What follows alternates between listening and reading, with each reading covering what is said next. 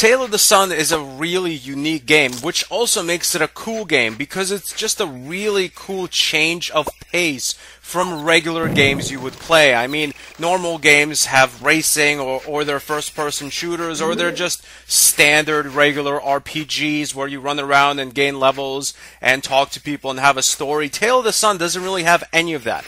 It's set in an open world and you are one of 3 cavemen.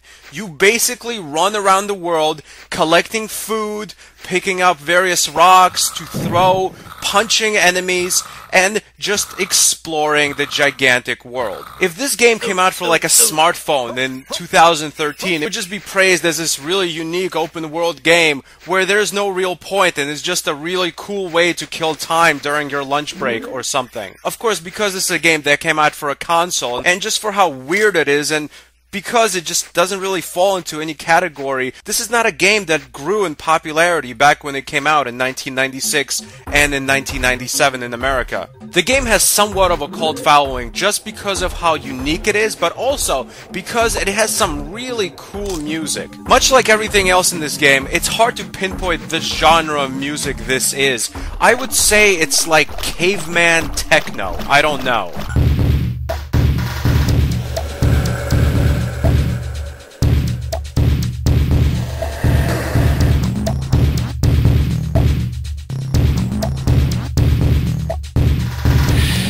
In Tale of the Sun, you can die. You die from just regular things like drowning or just getting your ass kicked by a monster. Like, the 2 times I died in this game, it was because of my own stupidity. Like, one time I was just running around happily collecting various food and things, you know, just exploring the world, and then I saw this giant, what I think is kind of a hippo, I don't know, and I just started fighting it, right? But the hippo took way too many shots, and at the end of the day, the hippo was just way too tough for me, and it got the better of our exchange.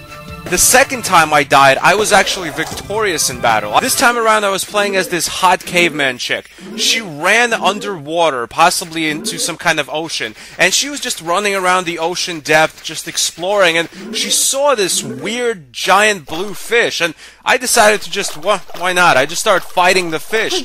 And this time around, I don't know how I did it because I was in the fish's plane, but I won. I guess the chick is a much better fighter than the caveman guys in this game. And the fish dropped its meat, and I was so pleased with myself. I felt like I just beat a game boss or something. But then, it turns out I was underwater for a little too long, and I just died from not breathing. All that delicious fish meat wasted. What a shame. Cool things like this happen, but mostly this game gets way too repetitive and boring to play for any extended amount of time in one sitting. By this I mean, this is a game you can play for 15 or 30 minute intervals every once in a while. While the world is huge, it's all basically the same. I mean, the scenery changes, the weather might change, but it's all just basically you running around picking things up and punching monsters in the face. And of course, once in a while, collapsing because you have to sleep. The world is huge, but it's all basically the same is what I'm saying. For its uniqueness, I'm going to say this is a good game, but for the fact that there's just not a lot to do in the game,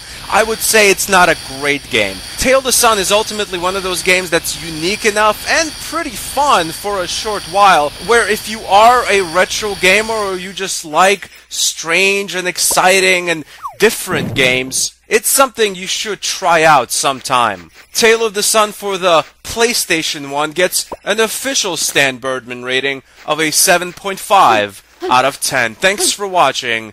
Goodbye, my friends.